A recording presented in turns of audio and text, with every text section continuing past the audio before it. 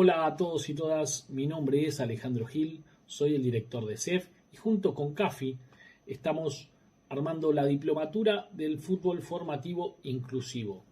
Esta capacitación, en esta clase precisamente, es para comprender la neurodivergencia para transformar el fútbol formativo. Vamos a hablar durante 4 clases con una certificación, obviamente, junto a CEF y CAFI, trabajando para los niños y niñas neurodivergentes.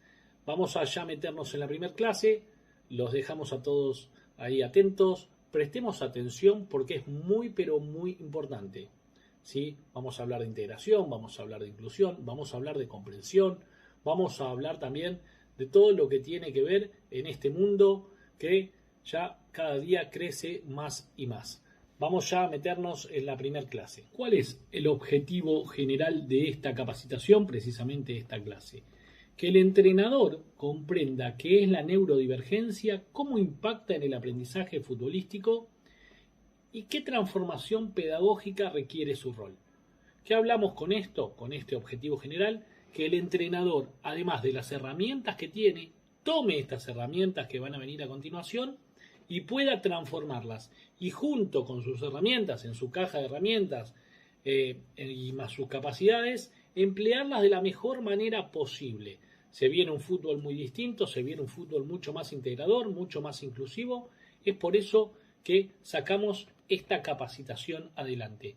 Lo importante, ¿sí?, es comprender que estos son herramientas, son distintos temas abordados desde nuestra óptica. No somos los dueños de la verdad, pero hay parámetros básicos a la hora de trabajar y más en este tipo, ¿sí?, de circunstancias. Así que a anotar, a tener lápiz y papel, que se viene algo muy pero muy bueno. Ya nos metemos directamente en la clase. Vamos a hablar de la activación reflexiva. Porque este tipo de capacitaciones lo que hace, además de darnos herramientas y mostrarnos medianamente cuál es el camino a abordar, hablamos de que se nos active la reflexión.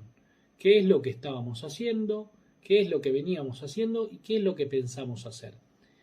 Y dentro de esas preguntas, dentro de ese cuestionamiento lógico y natural que debemos hacernos, es esta primera parte que nos va a ayudar precisamente a activarnos y a activar también la reflexión en todo lo que veníamos anteriormente aprendiendo sobre fútbol, sobre cómo manejarnos con los niños, sobre pedagogía, sobre comprensión, sobre todo.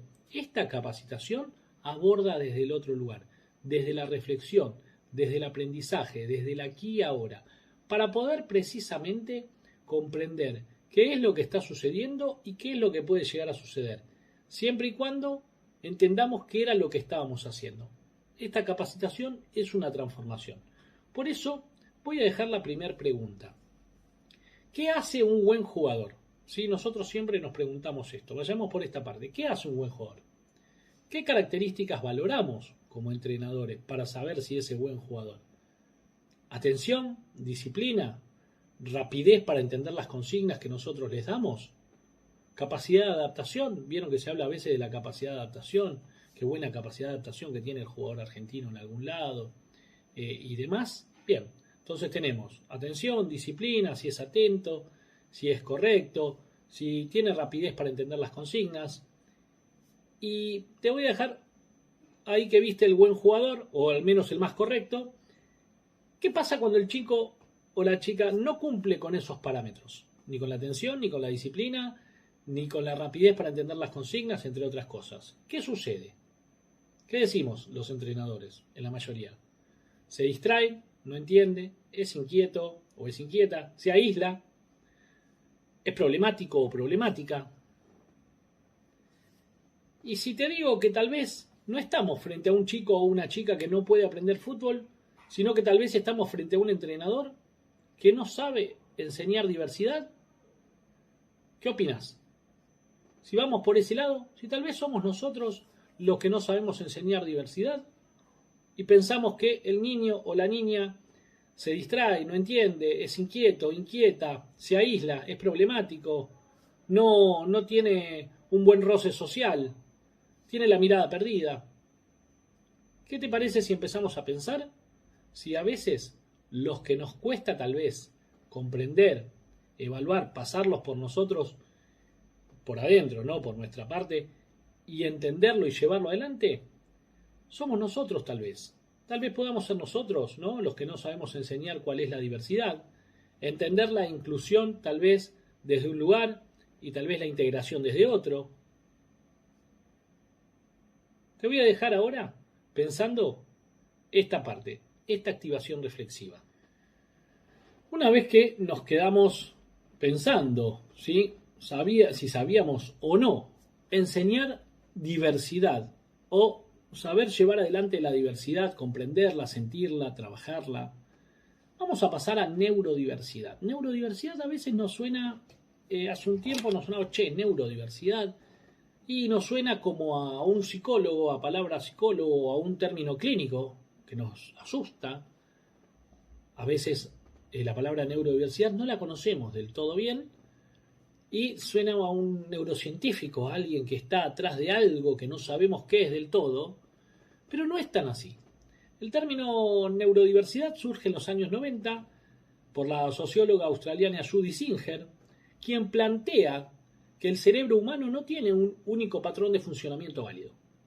¿Sí? Que no somos todos robots y aprendemos todos de la misma manera y tenemos todos que dormir a las 10 de la noche y tenemos todos que ir directamente por acá porque es por acá y si viene la pelota por acá tenemos que patear con el pie al lado y no.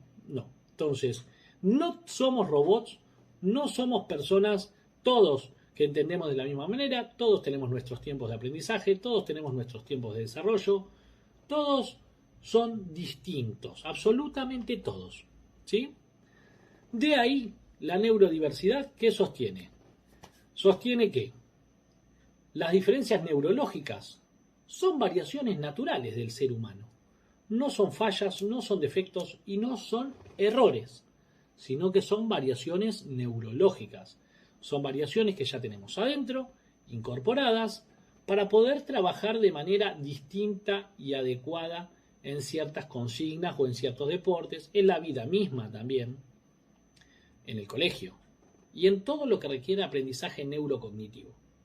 Entonces, cuando nosotros hablamos de neurodiversidad, estamos hablando de patrones de funcionamiento distintos, ¿sí? Por ejemplo, un neurodivergente, para resumirlo, es una persona cuyo funcionamiento neurológico se aparta del patrón estadísticamente mayoritario. Le podemos explicar, ¿sí?, que 2 más 2 es 4. Va a haber niños que lo van a entender enseguida, el por qué 2 más 2 es 4. Va a haber niños que lo van a entender más o menos, les va a costar, por citar un caso, por resumir. Y va a haber otros que van a ir desglosando los números y sumando con fósforos, por citar un caso, y separándolos. Esto es exactamente lo mismo.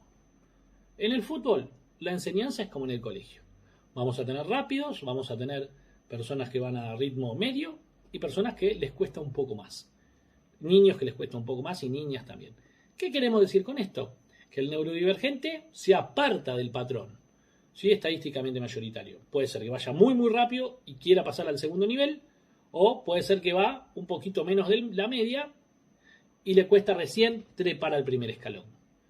Entonces tenemos el neurodivergente, que es el que se aparta del patrón estadísticamente mayoritario, y el neurotípico, que es persona cuyo funcionamiento se ajusta al promedio estadístico.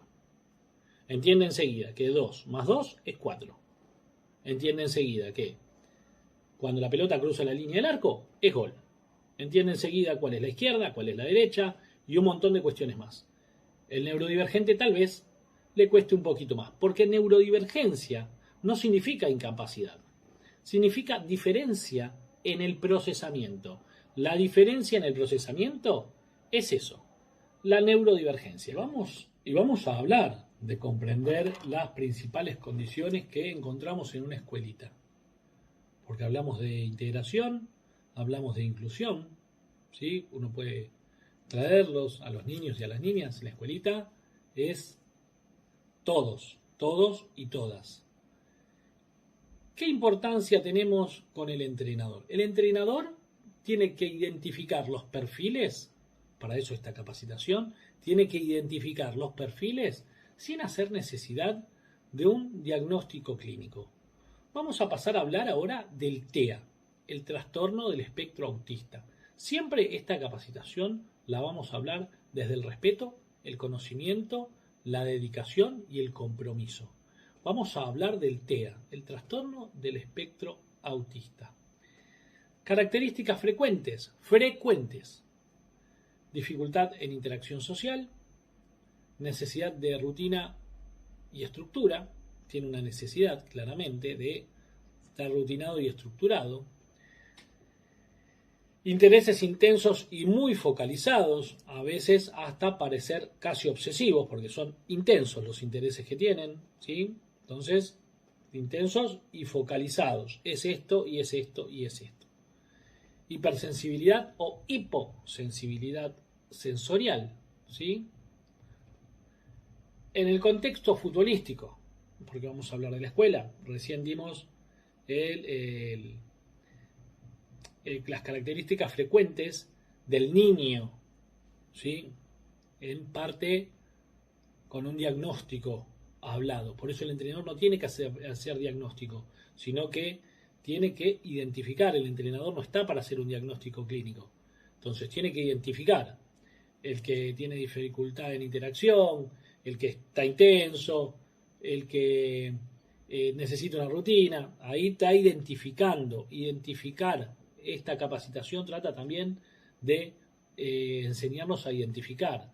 Entonces, en el contexto futbolístico, que es donde lo vamos a tratar nosotros, los profes y las profes, vamos a encontrar un niño o una niña que evita el contacto visual, un niño o una niña que se toca las orejas y les molesta los ruidos. Esto vamos a ir hablándolo también, El niño que se angustia si se le cambia la consigna porque le pareció muy divertida. El niño o la niña que le cambiamos la consigna, ya y justo que estaba ahí, me encantó tanto esto, y se angustia, y no sabemos por qué, hipersensibilidad. El niño que repite siempre el mismo movimiento, vamos a encontrar, o la niña que repite el mismo movimiento, vamos a encontrar de todo. Contacto visual, mira para otro lado, pensamos los profes, no nos está prestando atención, que es lo que hablábamos más arriba. Ruidos fuertes, el silbato, cuidado cuando lo tocamos también, ¿sí? ¿Y para qué también? No lo vamos a andar tocando todo el tiempo, porque hay niños y niñas que también están con una hipersensibilidad bastante baja, ese umbral de tolerancia baja hacia los ruidos, y nosotros estamos causando una molestia, pero interna tremenda, con un silbatazo. Entonces, cuidado con eso. Entonces, el espectro es amplio. El espectro autista es amplio, muy amplio. No todos presentan lo mismo. Desde CEF, el mensaje pedagógico para los profes y las profes que van a organizar una rutina, una o dos rutinas diarias, semanales, con neurodivergentes, es entender que el caos lo va a desorganizar. Y la flexibilidad organiza. ¿Qué queremos decir con esto? Lo que para nosotros a veces es estructura, para ellos es caos. Y a veces lo que para nosotros esa la previsibilidad va y apunta, ¿sí? Nos focalizamos, organizada, apuntada y enfocalizada bien, les va a dar una tranquilidad. Porque si nosotros tenemos previsibilidad enfocada en lo que va a suceder, lo vamos a evitar. Entonces, cuando nosotros decimos evitar, es evitar, me corro, ¿sí? No lo hago, también como profe. ¿Para qué? Para no poder llevarlo a hipersensible, a que se frustre, a que se manifieste de manera inadecuada. Tenemos que tener mucho cuidado, porque como dijimos, el espectro autista es amplio. No todos presentan lo mismo. Entonces, por ahí lo que nosotros veníamos trabajando, mirarlo, fusionarlo, porque de eso se trata esto, de fusionar las herramientas. Estas, las que nos dan, las que nos hablan de identificar y tener previsibilidades, y la de, precisamente, la de conocer lo nuestro con lo que estamos hablando ahora. Llevarlo en un solo día, ¿sí? Lo que tengo, lo que aprendimos acá, más lo que nos está brindando. Porque el niño o la niña que tiene TEA nos va a brindar una información. Si la recibió, si le gustó, si no le gustó, si la frustró, un montón de cosas. Estemos atentos. La importancia de estar atentos nos va a ayudar. Otra de las funciones que tenemos que tener los entrenadores y entrenadoras a la hora de trabajar neurodiversidad es comprender las principales condiciones en las que podemos encontrar en una escuelita, como hablábamos antes, la del TDAH. Ahora vamos a hablar precisamente la del TDAH. Dificultades frecuentes. Atención sostenida limitada. Pueden mirar, ¿sí?, cierto tiempo en cierto momento y no siempre. Impulsividad. No pueden controlar sus impulsos. Necesidad de movimiento constante. Son hiperkinéticos. Están necesitados todo el tiempo. No pueden quedarse sentados. No pueden sentarse en fila india. No van a poder estar ahí porque van enseguida a salir para otro lado. ¿Qué es lo que vemos en la cancha? Los entrenadores y entrenadoras a la hora de realizar. Sale de la fila, interrumpe, se distrae con estímulos externos, se frustra rápido. El error común del entrenador, ¿cuál es? Interpretarlo como falta de respeto, cuando en realidad es un sistema atencional diferente. Entonces, si vemos que hay impulsividad, movimiento constante, salen de la fila, interrumpen cuando hablamos y se distraen con estímulos externos, miran para otro lado, juegan a otra cosa, no es una falta de respeto, sino que es un sistema atencional diferente. Importante comprender el TDAH. También hay dificultades de aprendizaje y procesamiento. En estas dos que hablábamos, necesitan más tiempo para comprender las consignas. Procesan mejor información visual que verbal. Les podemos hablar, pero ellos y ellas, si ven el ejercicio, lo van a llevar adelante mucho mejor de que si lo hablamos. Requieren repetición estructurada. Esto es importante. A la hora de hacer un ejercicio, lo mostramos, ¿sí?, y trabajamos la repetición estructurada. Es fundamental. La repetición estructurada es parte del ejercicio, parte de la visualización, parte del aprendizaje, parte de ese sistema atencional diferente. Y el entrenador tradicional repite una vez. Eso es cierto. O dos. El entrenador inclusivo encuentra diferentes maneras y repite las veces que sea necesaria, pero de diferentes maneras, para poder llegar a abordar esa mini evaluación, enseñanza, aprendizaje que tenemos nosotros con ellos y ellas. Entonces, ¿cómo lo abordamos? Con diferentes maneras de trabajar. ¿Sí? El ejercicio lo podemos mostrar miles de veces, las veces que sean necesarias, muchas veces. Entonces, es entendible que requieran una repetición estructurada, que necesitan más tiempo para comprender las consignas y que procesan mejor información visual que verbal. Por eso, vamos a encontrarnos, sí, con niños y niñas con dificultades de aprendizaje y procesamiento. Porque es lo que hablábamos antes, son diferentes tipos de procesamiento de información. Nosotros brindamos información, ellos la reciben, pero a su manera, a su tiempo, en sus formas y a su vez en sus momentos. El modelo clásico de fútbol versus la neurodivergencia. El modelo clásico y la neurodivergencia. El choque entre esos dos modelos es esta filmina. El fútbol formativo históricamente se construyó sobre autoridad vertical, ¿sí?, comparación constante, mira a él que es mejor que él, exposición pública del error, mal también, competencia interna extrema. Pero para muchos niños neurodivergentes y niñas neurodivergentes este modelo genera sobrecarga sensorial, bloqueo cognitivo, no le funciona bien la memoria o lo que viene haciendo. ¿Por qué? Porque hay un grito como herramienta constante.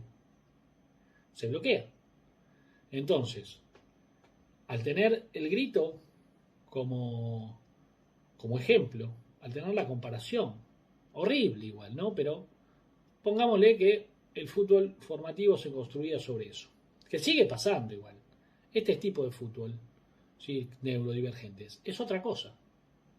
Entonces, este modelo genera sobrecarga sensorial, bloqueo cognitivo, desregulación emocional, se pierde emocionalmente, se aísla y hasta llega el abandono deportivo.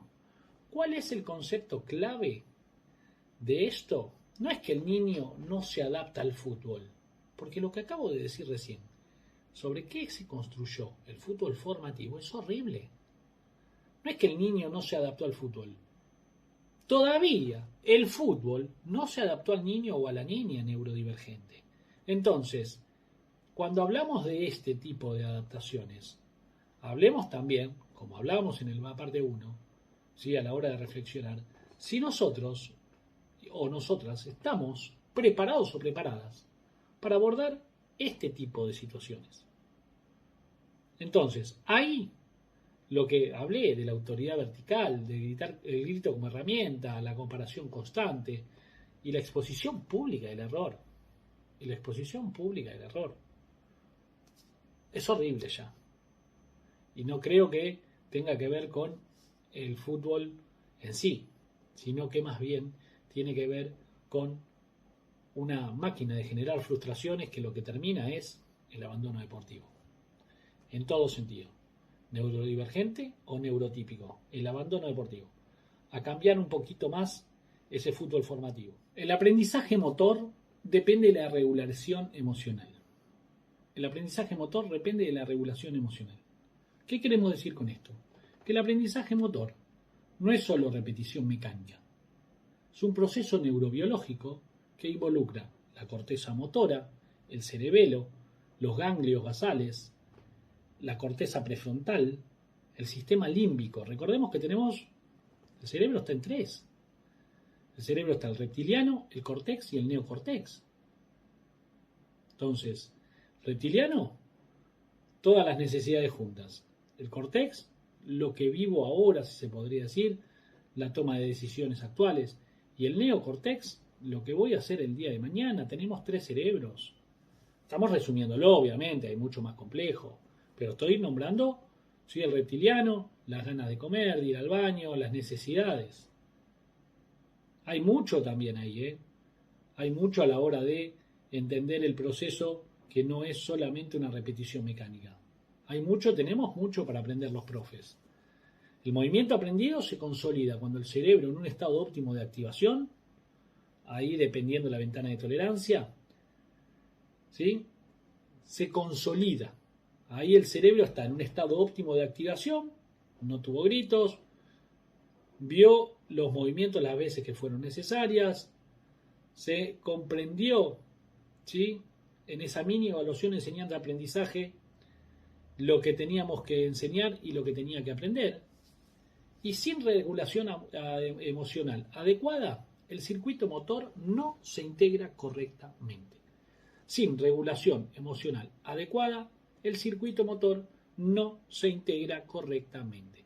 Comprendamos siempre eso, porque el aprendizaje motor mucho depende de la regulación emocional. Ahora, ¿qué es la regulación emocional? La regulación emocional es la capacidad del sistema nervioso central para modulación del sistema límbico, que es el cerebro del medio, como hablamos, el córtex, el límbico o neocórtex, el reptiliano, el control inhibitorio de la corteza prefrontal, ¿sí? Ahí estamos regulados emocionalmente. Balance entre el sistema simpático y parasimpático. Lo vamos a pasar a términos simples. Es la capacidad del cerebro para no quedar dominado por la respuesta de amenaza. En partes, los neurodivergentes, ¿sí? Si no están regulados emocionalmente, tienen respuesta de amenaza y están todo el tiempo a la defensiva. Y es una situación muy, pero muy estresante para ellos y para ellas, con lo cual esta respuesta de amenaza constante nos puede hasta jugar en contra, porque algunos vamos a encontrar niños y niñas que tienen reacciones a una situación a la cual todavía no comprenden del todo, pero se sienten amenazados o amenazadas. Entonces, cuando un niño no logra regularse, la amígdala toma el control sobre la corteza prefrontal, y sin corteza prefrontal activa, ya no hay aprendizaje complejo. Ni simple ni complejo. Ya no hay aprendizaje directamente.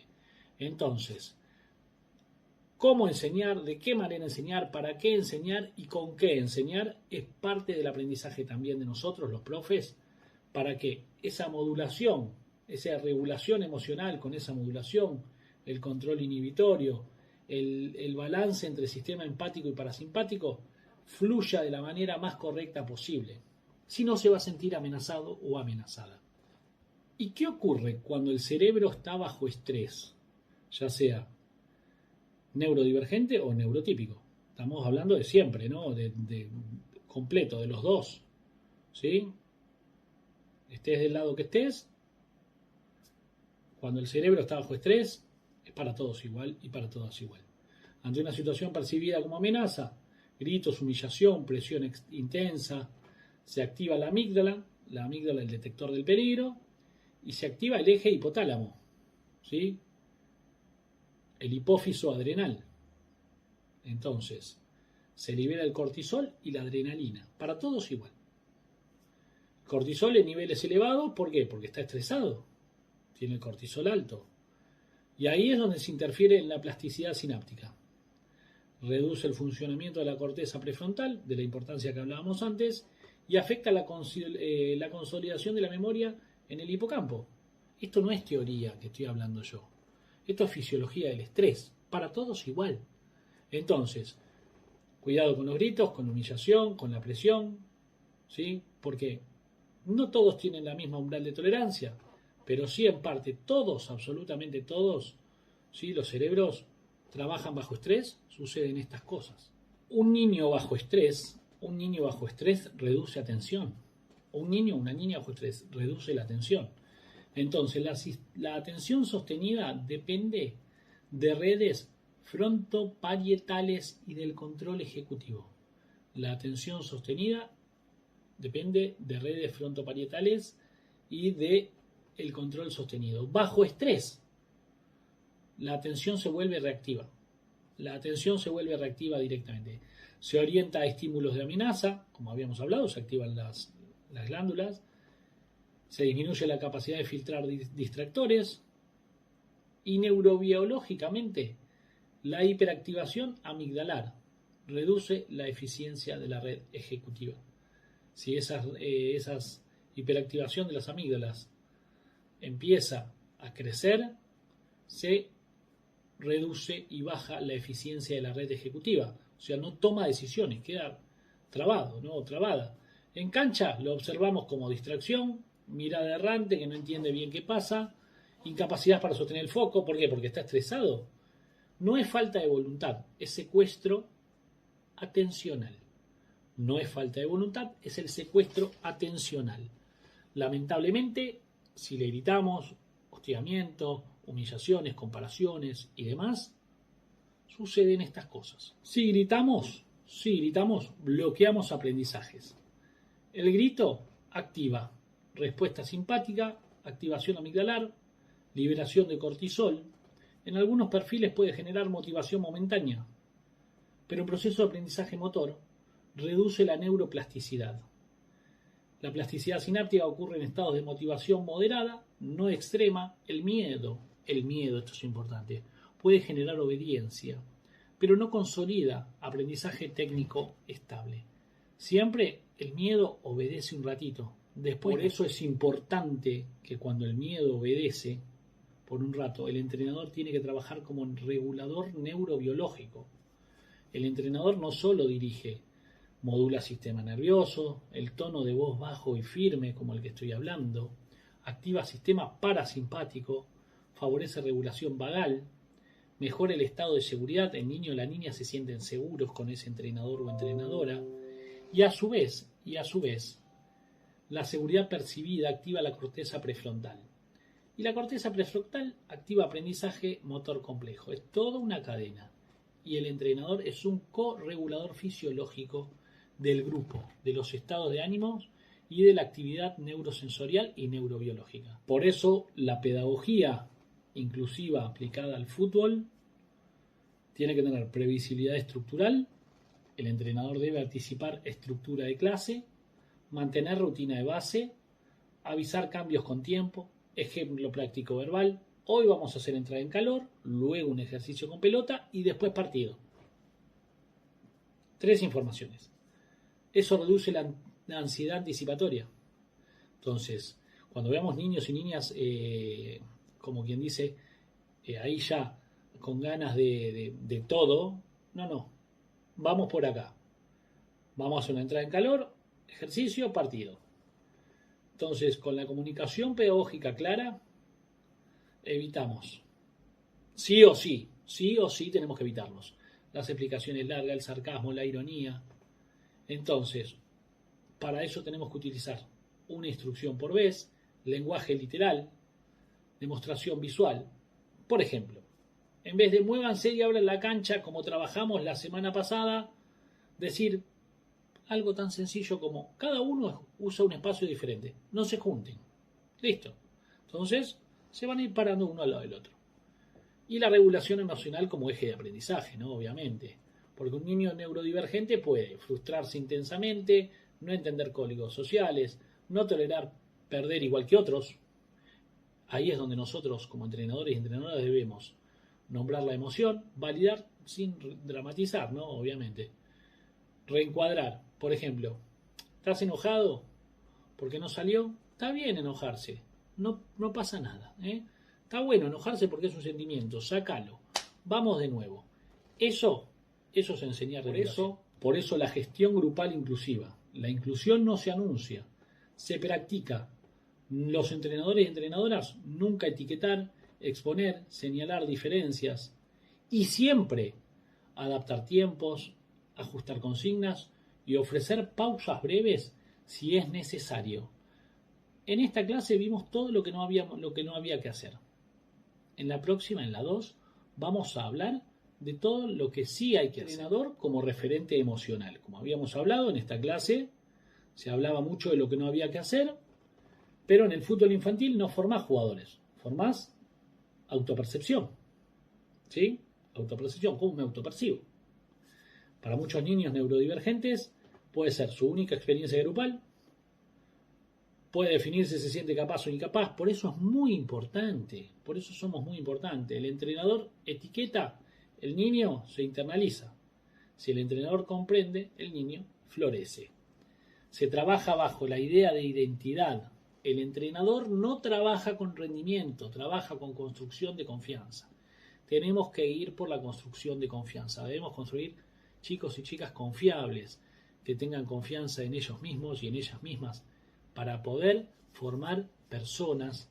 Te hago unas preguntas finales. ¿Estás preparado para entrenar diversidad? ¿Cuántos chicos etiquetaste en tu vida o etiquetamos sin saber? ¿Cuántos talentos perdimos por no entender? Respondete esas preguntas. Recordá bien que el futuro del fútbol no será más físico, ni más técnico, ni más táctico, ni más estratégico. Será más pedagógico. Y el entrenador que comprenda la neurodivergencia no solo será más inclusivo, sino que será más efectivo. Es muy importante comprender la neurodivergencia, porque es el fútbol que se viene.